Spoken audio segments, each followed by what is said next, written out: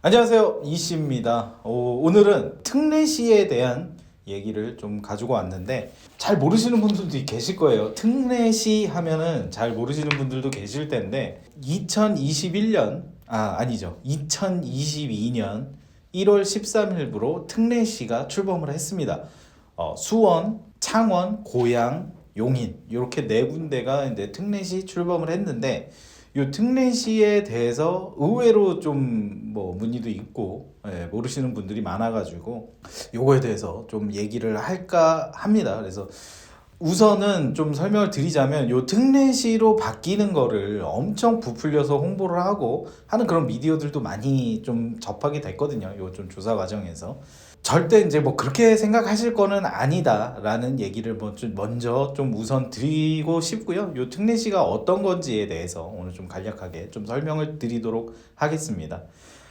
특례시는 뭔가에 대해서 먼저 얘기를 해보면 이제 뭐 우리나라 수도는 서울특별시죠. 특별시 아래 광역시가 있고 광역시 아래의 개념이 이제 특례시 이렇게 보시면 되는데 그 광역시도 안에 이제 몸집이 커진 그런 시들이 존재를 하죠. 그런 시들이 권한이라든지 자치분권을 위한 그런 한 그 행정 목적의 그런 행정 목적의 그런 명칭이라고 생각을 하시면 되겠습니다.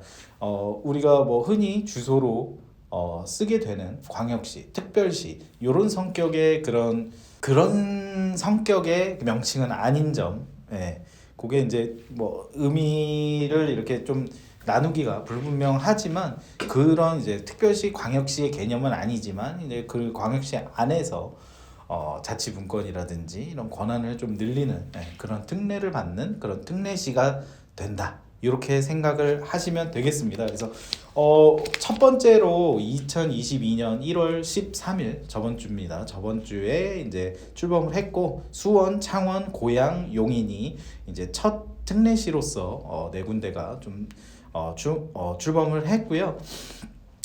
과거에 이런 권한 아까 이제 자치분권을 위한 권한이나 이런 것들을 행정적인 이제 권한에 대해서 이제 좀 얘기를 했는데 그런 권한은 규정이 이미 있었습니다. 과거부터 인구 50만이 넘는 시나 이제 인구 100만이 넘는 시 이렇게 해서 50만에 대해서 이제 100만에 대해서 이런 권한들이 조금씩 이제 커지는 그런 규정들이 있었지만 요번에 이제 특례시로서 이렇게 규정을 하게 된다 이렇게 생각을 하시면 되고 그러니까 이제 과거에 있었기 때문에 그렇게 이제 큰 변화는 아니거든요. 여기가 뭐 천지개벽을 하는 것처럼 수원, 창원, 고양, 용인이 엄청 뭐 획기적으로 바뀌는 것처럼 이렇게 포장을 하기도 하는데 좀 생각을 해봐야 되는 그러니까 좀 판단을 좀 잘 해봐야 되겠다고 좀 생각이 들어서 좀 설명을 좀 드리는 것도 있습니다. 그래서 너무 부풀리고 설레발 칠 만한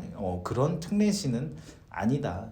앞으로 좀 권한이 이 특례시라는 행정 명칭이 이제 생기게 되면서 권한이 좀 더 확대가 되고 뭐 이렇게 이제 그런 방향으로 갈 수 있겠지만 과거에 정해져 있던 인구 50만의 기준, 100만의 기준으로서 그대로 이제 특례시 명칭을 쓰게 되는 것뿐이기 때문에 지금은 이제 별반 크게 달라지는 것 기대하기는 지금 당장은 좀 어렵다고 판단이 됩니다. 이거 명확히 좀 잘 판단을 하셔야 되겠고 아까도 말씀드렸지만 요 이제 특례시의 이제 기준은 인구 100만입니다. 인구 100만이 넘는 행정시가 되겠고요. 인구 100만이 주는 이런 의미나 권한에 대해서 먼저 좀 설명을 드리자면 지역개발 채권 발행권이라는 게 좀 이 권한이 주어집니다. 그래서 지역개발을 위해서 이런 뭐 인프라 사업이죠. 해당 지역의 교통, 교육, 뭐 수도 뭐 이런 등등의 인프라 사업에 재원을 좀 마련하기 위한 그런 채권인데 이런 채권을 발행을 할 수가 있습니다. 그래서 이런 채권을 발행을 할 수 있다는 것은 이런 이제 지역 개발을 위한 이런 사업들을 이제 일으키고 요거 이 투자금을 모집을 할 수 있는 이런 권한들이 좀 생기게 된다고 생각하시면 되고 건축물 허가에 대한 권한도 생기게 돼서 도의 의지를 하고 도나 이제 구청, 큰 구청에서 이제 확인을 했다고 하는 거를 시 자체적으로 시장 권한으로 이 허가를 할 수 있는 이런 권한도 생기게 되고요. 택지개발지구도 지정이 택지개발지구도 지정이 가능합니다.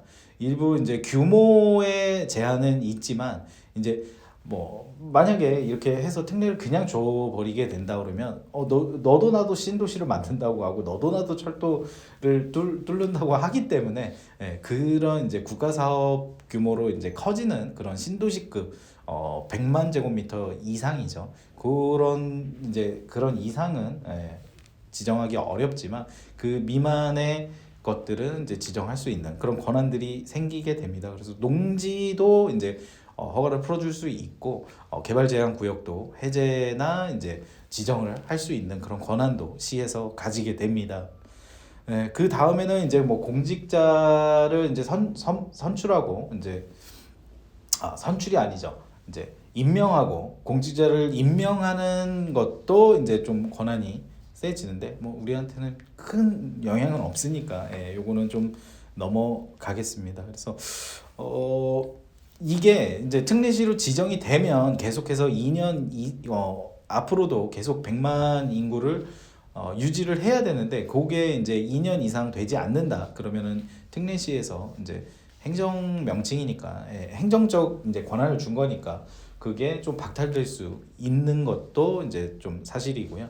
이거 계속해서 이제 예전부터 요 특례시에 대해서는 연구를 해오고 해외 사례, 독일이나 일본 사례를 들어서 계속해서 이제 조금씩 이제 권한이라든지 이런 기준에 대해서 연구를 해왔고, 논의를 해왔고, 그거를 토대로 해서 요번에 이제 출범을 하게 됐다. 이렇게 이제 생각을 하시면 되고, 아직까지는 기존의 이제 인구 50만 명 권한, 인구 100만 명 권한을 그대로 이제 아까 설명드렸던 그런 권한들을 그대로 따라간다. 그래서 그런 권한들이 생김으로써 이제 마지막으로 좀 정리를 해보면 자치분권을 이제 도나 그 해당 안에 그 시가 해당하고 있는 그 도 안에서 자치분권을 하는 거고요. 여기에서 권한을 좀 더 많이 받을 수 있는 거고, 그리고 세금적인 부담에서 이제 좀 자유로워진다. 그러니까 이 특례시에 계시는 분들은 특례시에 이제 세금을 그러니까 뭐 세금이 늘어나는 게 아니고 특례시에서 이제 세금을 좀 쓰는 권한이 좀 더 생긴다. 이렇게 생각을 하시면 되겠습니다. 이제 도나 이런 그 상위 행정구역으로 이첩되던 그런 세금들이 도 권한으로 이런 특례시 권한으로 좀 사용을 할 수 있고 거둘 수 있는 그런 발판을 좀 마련을 한다. 그래서 제일 중요한 자치분권에서 권한과 세금 이렇게 염두를 아직은 하시면 되겠습니다. 여기 수원, 창원, 고양, 용인 같은 경우에는 기존에 인구도 많고 개발이 어느 정도 되어 있기 때문에 그렇게 계속해서 폭발적으로 공격적으로 개발할 수 있는 그런 지역은 아니기 때문에 이게 지금 뭐 설레발치고 뭐 수원, 창원, 고양, 용인 특히 이제 뭐 수원이나 용인 이런 데들이 앞으로는 많이 바뀔 거다 이런 측면 이런 견해들도 있는데 아직은 시기상조다. 이렇게 정확히 좀 판단을 하셔야 되겠습니다. 네, 오늘 특례시에 대해서 간단하게 알아봤습니다. 감사합니다.